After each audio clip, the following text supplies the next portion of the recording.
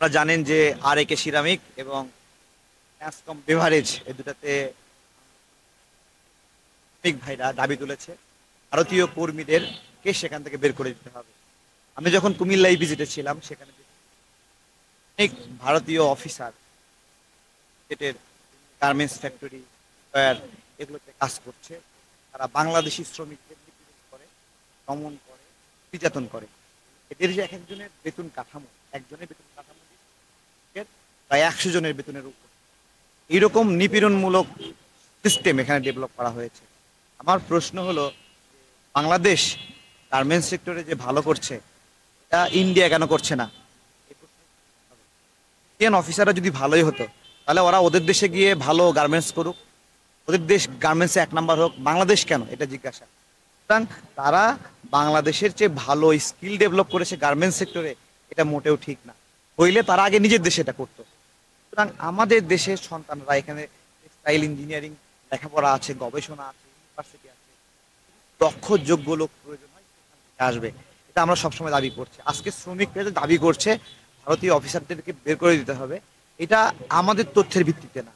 ভারতীয় সাংবাদিকরা একটা বক্তব্য এনেছে, স্টেটমেন্ট এনেছে, 26 লাখ ইন্ডিয়ান বাংলাদেশে চাকরি করছে এবং সরকারিভাবে বলেছে 5 লক্ষের মতো অফিসিয়ালি আছে। তাহলে বাকি দেখেন 21 লক্ষ আনঅফিসিয়াল এখানে স্টে করছে। এরকম ভয়ঙ্কর পরিসংখ্যান যখন আমরা দেখি আমাদের মধ্যে আফসোস হয় যে আমার এখানে 26-27 লাখ বেকার যারা শিক্ষিত, অনার্স মাস্টার্স করা এরকম, তাহলে তাদের কর্মসংস্থান ছাড়াই ইন্ডিয়ানরা এইভাবে এখানে সার্ভিস করছে, যাদের বৈধতা নাই। আর বৈধতা নাই মানে কি? মানে তাদের ট্যাক্স ইনফরমেশন নাই, তাদের ভ্যাট ইনফরমেশন নাই, তাদের অন্যান্য সরকারি যে ডকুমেন্টেশন এক্সপেন্স সেগুলো নাই। অর্থাৎ এরা কোনো ধরনের এক্সপেন্স ছাড়া এখান থেকে ব্যাগ ভর্তি টাকা নিয়ে নিয়ে বাংলাদেশ যে ভারতের 4th রেমিটেন্স সোর্স, এটা কিভাবে হলো আসলে এটা আমাদেরকে বুঝতে হবে। আজকে বোধোদয় হচ্ছে যে আমরা ইন্ডিয়া থেকে পেঁয়াজ না কিনে পার্শ্ববর্তী অন্য দেশ, সেটা চায়না হোক, মায়ানমার হোক, থাইল্যান্ড হোক, পেঁয়াজগুলো আনছে।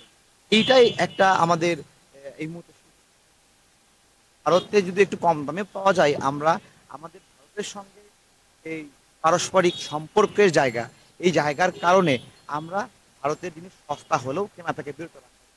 এটা বলতে পারেন একটা অর্থনৈতিক পানিশমেন্ট ভারতকে, আমাদের উপর যে নিপীড়ন করে।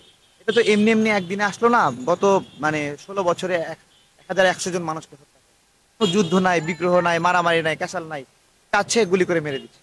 যদি বাংলাদেশের নাগরিক কেউ একজন বর্ডার ক্রস করে ইন্ডিয়া যাওয়া যদি ক্রাইম হয়, তাহলে তো একদিনে ভারতের 21 লাখ নাগরিক অবৈধ যারা আছে তাদেরকে হত্যা করা বৈধ। এই কথাগুলো আমরা আজকে বলতে বিচ্ছিরি লাগছে। বাংলাদেশের নাগরিকরা ইন্ডিয়ানদের মতো এরকম ভাবে ওই বিয়ার খায় না, মাদকাসক্ত না, বাংলা মদ খায় না, এগুলো খায় না। যে কারণে আমরা ঠান্ডা মাথায় এই কথাগুলো বলছি, তাদেরকে হত্যা করছি না, তাদের উপর আঘাত করছি না। কিন্তু আমরা যুক্তি এবং বুদ্ধিগুলো আমরা বুঝছি যেটা আমাদের জন্য ক্ষতিকারক, এবং আমরা আমরা আমাদের শ্রমিকদেরকে যতটুকু পারি উস্কানি দিচ্ছি বলতে পারেন, যে আপনারা নিজ নিজ জায়গা থেকে এই ভারতের কর্মীদেরকে হটানোর জন্য চেষ্টা করেন। আমরা যে কোনো পরিস্থিতিতে আপনাদের সঙ্গে আসবো। কেউ যদি হামলা করার চেষ্টা করে, কোনো অফিসার যদি সিদ্ধান্ত নেয় আপনাদেরকে প্রতিরোধ করবে, তো তাদেরকে প্রতিরোধ করার জন্য আমরা আমাদের জায়গা থেকে কাজ করবো।